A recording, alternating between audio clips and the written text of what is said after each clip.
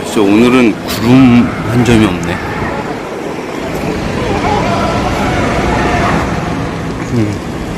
아이스 아메리카노도 맛있고, 수업도 좋고, 날씨도 좋고, 하니까 기분도 좋습니다. 안녕하십니까, 홍코치입니다.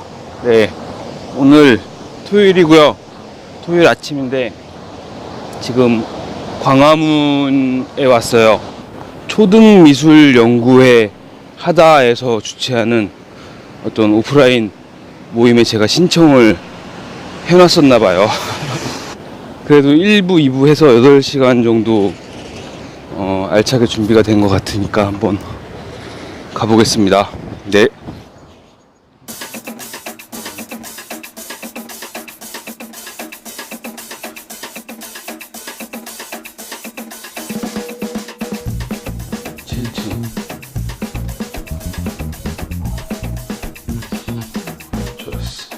제가 아마 20번째로 온 것 같습니다.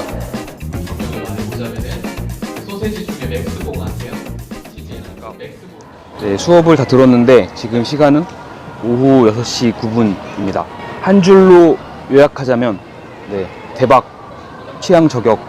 수업에 방해될까 싶어가지고 별로 영상을 찍지는 못했어요. 영상이든 뭐 사진이든 찍지는 못했는데 우선 첫 번째로 디자인 수업을 했거든요.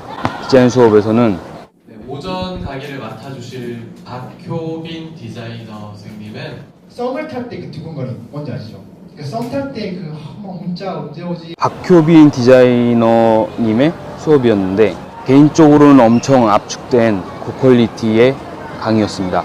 아마도 이렇게 내용은 많이 시간은 짧게 해달라는 주최 측, 그러니까 친구분이라고 하셨는데 김보법 선생님의 요구사항 때문이지 않을까. 그래서 짧은 시간에 그렇게 고퀄리티의 많은 내용이 담겨있는 강의를 들을 수 있지 않았을까. 일단 뭐 디자인하면은 보통 이뻐 보이는 디자인을 생각하기 쉬운데 오늘 강의에서는 이뻐 보이는 디자인도 중요하지만 그것보다 요즘에 문제 해결을 위한 디자인에 대해서 알 수 있었어요. 그래서 어떤 생활에서 아니면 평소에 불편하다고 느끼는 것들, UX, 그러니까 유저 익스페리언스와 관련된 그런 디자인들이 굉장히 중요하고, 그러기 위해서는 협업할 줄 알고 상대방의 마음을 생각할 줄 알아야지 진짜 디자인을 할 수 있다라는 그런 내용이 가장 기억에 남습니다.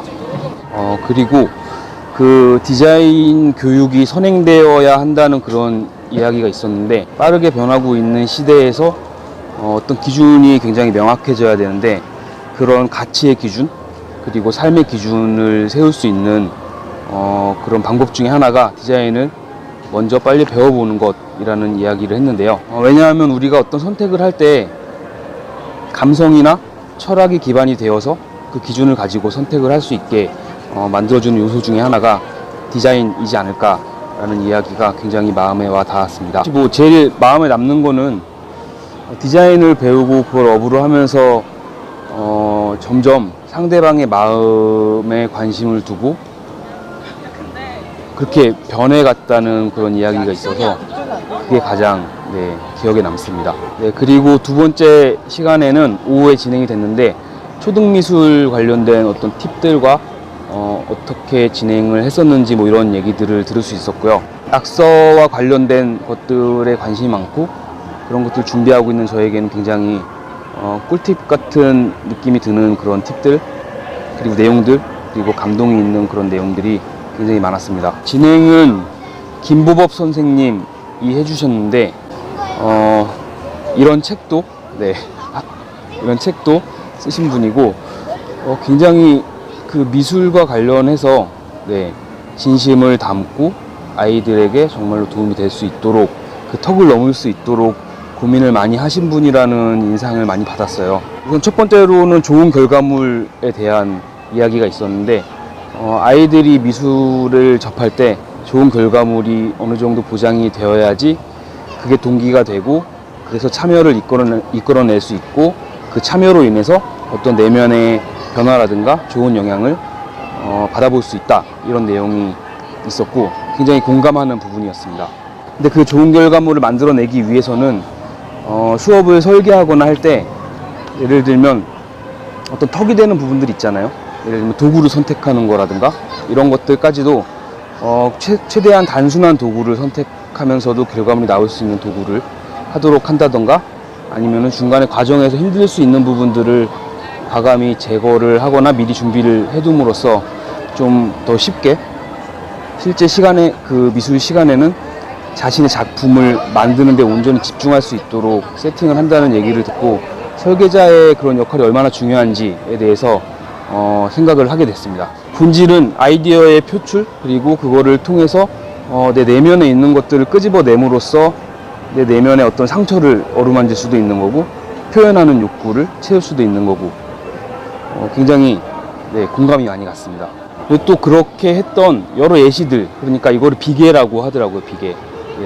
삼겹살의 비계 이런 게 아니라 기름돌이라고 하더라고요. 저도 오늘 처음 들어봤는데, 그런 비계를 잘 준비함으로써 그렇게 집중할 수 있도록 만드는 게 여러 경험들을 통해서 이제 제시가 돼서 더 귀에 쏙쏙 들어오고, 아, 이렇게도 할 수 있겠구나라는 것들을 알 수 있어서 굉장히 유익했습니다. 마지막으로는 생산자로서의 미술, 그거를 접할 수 있는 건 사실은 초등학교 때가 거의 마지막이지 않을까라는 이야기를 하셨는데, 개인적으로 이제 제 경험도 마찬가지였거든요. 초등학교 때 이후로 미술이라는 것에 대해서는 거의 손을 떼다시피 했었기 때문에 이제 와서 이제 그게 굉장히 억울하게 느껴지기도 하고 궁금해지기도 하고 경험해보고 싶기도 하고, 저도 마찬가지로 이제 여러 가지 원데이 클래스라든가 미술 수업 아니면 미술과 관련된 그런 활동들에 관심이 생겨서 여기저기 기웃거려 봤을 때 그 대상이 사실은 이미 미술에 좀 익숙한 사람들인 경우라던가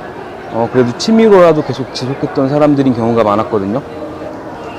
그래서 이제 저는 낙서라는 키워드를 잡고 뭔가 더 쉽게 접근할 수 있는 방법이 없을까라는 고민을 많이 하고 있는 것 같고요.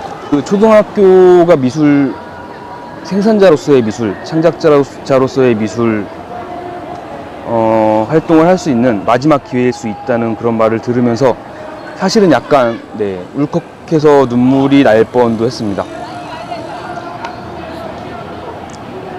그래서 이제 선생님들이, 초등학교 선생님들이 잘 이끌어주고 이런 활동들을 그 이후로도 계속 어떤 취미로라도 가끔 지속할 수 있는 그런 형태로 만들어줘야 된다는 그런 이야기가 그래서 더 가슴에 와 닿았던 것 같아요. 굉장히 더 많은 내용들이 있었는데 너무나도 다 도움이 되는 내용들이었고, 실제 사례와 함께 같이 들을 수 있으니까 이것들이 굉장히 사실은 어른들에게도 필요한 게 아닌가라는 생각이 들 정도로 좋은 내용들이었어요, 진짜로. 마지막 말이 기억이 남는데, 또 안 하는 것보다 못하더라도 하는 것이 낫다라는 이야기를 마지막에 하셨는데, 어떤 일에도 그게 적용되는 게 아닐까. 못하더라도 일단 하는 게 낫다. 그렇습니다. 그리고 이제 직접 뭔가를 해볼 수 있다는 것도 굉장히 좋았는데요. 낙서대장이라는 그런 도장이라고 해야 될까요? 스탬프 이런 것들을 만들어 볼 수 있었는데, 그리고 또 한 가지는 타이포그래픽이라고 하나요? 제가 이름이 정확히 기억이 안 나는데 그걸 통해서 이런 식으로 사실 내가 좀 많이 느려서 라고 적은 건데 좀 디자인을 잘못한 것 같아요. 그래도 이렇게 직접 이런 식으로 타이포그래피를 만들어 보고 색칠도 해보고 이런 활동들을 할 수 있었다는 것 자체도 굉장히 큰 경험이 됐던 것 같습니다. 그래서 토요일 하루 종일 시간을 내서 이렇게 뭔가를 해볼 수 있었다는 것, 그리고 거기서 많은 영감을 얻을 수 있었다는 것은 굉장히 의미가 있는 것 같습니다. 좀 만족스러운 강의 그리고 내용들이었던 것 같아요. 많은 영감을 얻었습니다. 기분이 좋네요. 여기까지 하겠습니다.